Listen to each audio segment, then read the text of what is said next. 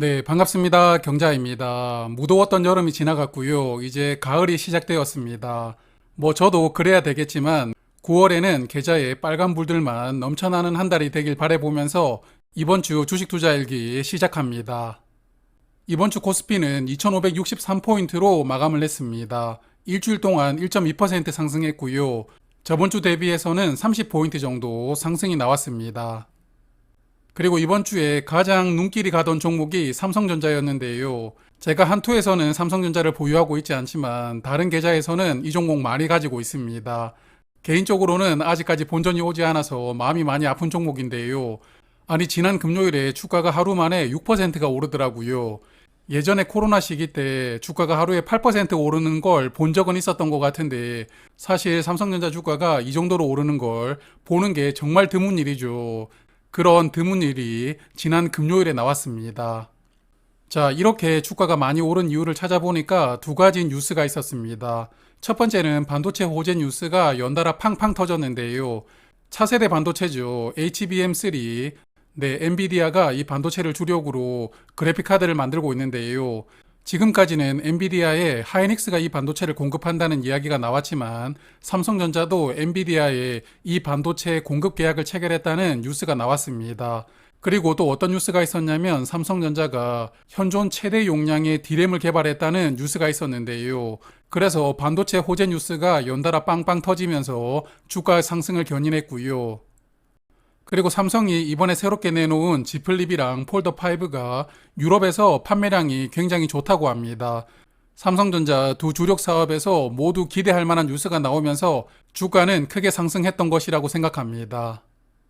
자, 그래서 최근에 주가가 조금 지지부진했죠. 주봉 차트를 보면 73,600원까지 상승을 했다가 주가가 약 두 달 연속 하락을 하고 있었는데요. 금요일날 크게 상승하면서 지금 이평선을 다 깨고 올라왔습니다. 그래서 조금만 더 올라간다면 다시 전고점 트라이를 할 수가 있는데요.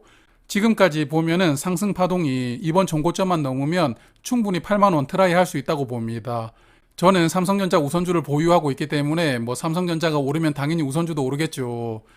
그래서 전 고점을 돌파해서 저의 본전까지 주가가 잘 올라올 수 있도록 응원하는 심정으로 잘 지켜보겠습니다.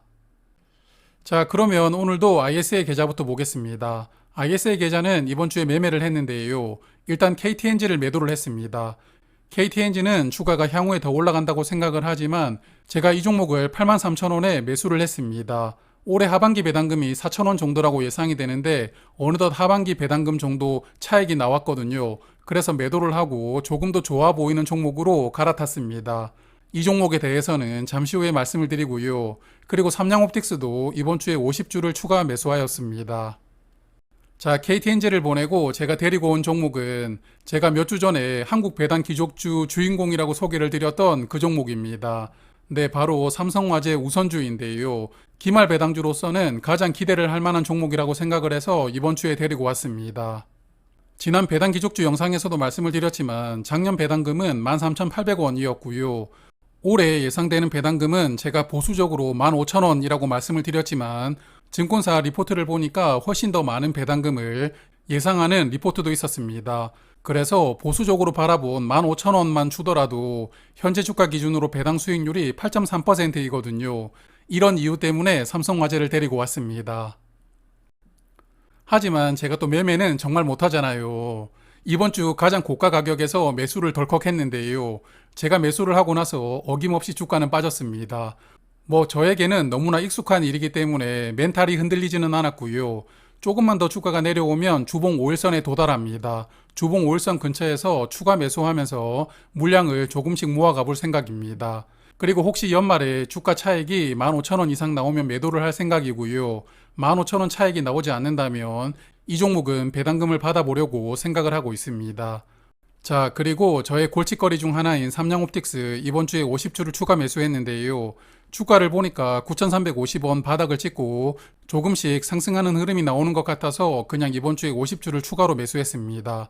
그리고 삼양옵틱스 하반기 실적이 어떤지는 모르겠지만 여하튼 3분기에도 배당금은 준다고 공시를 했거든요. 그래서 일단은 3분기에도 배당금은 준다고 하니까 이번 주에 추가 매수를 하였습니다. 자, 그래서 계좌 잔고를 보면 조금씩 나아지고 있습니다.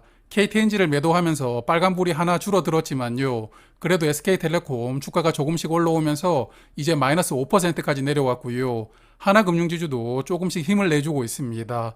그리고 리츠 두 종목이 이번 주에 큰 반등이 나왔는데요. 잠시 후에 말씀을 드리고요. 삼양옵틱스도 이번 주에 추가 매수하면서 수익률은 10% 이하로 내려왔습니다. 그리고 이번 주에 새롭게 담은 삼성화재 우선주는 사자말자 수익률은 마이너스이지만 주가가 더 내려온다면 조금씩 더 매수를 할 생각이니까 괜찮습니다. 그리고 미국 배당 다우존스는 한 달에 30주씩 적립식으로 모아가고 있죠. 이번 달에도 주가가 내려오는 찬스를 잘 살려서 30주를 추가로 매수할 계획입니다. 자, SK텔레콤이 주가가 조금씩 올라가고 있습니다. 지금 6주 연속 주가가 조금씩 올라가고 있는데요. 어느덧 48,000원 근처까지 주가가 올라왔습니다.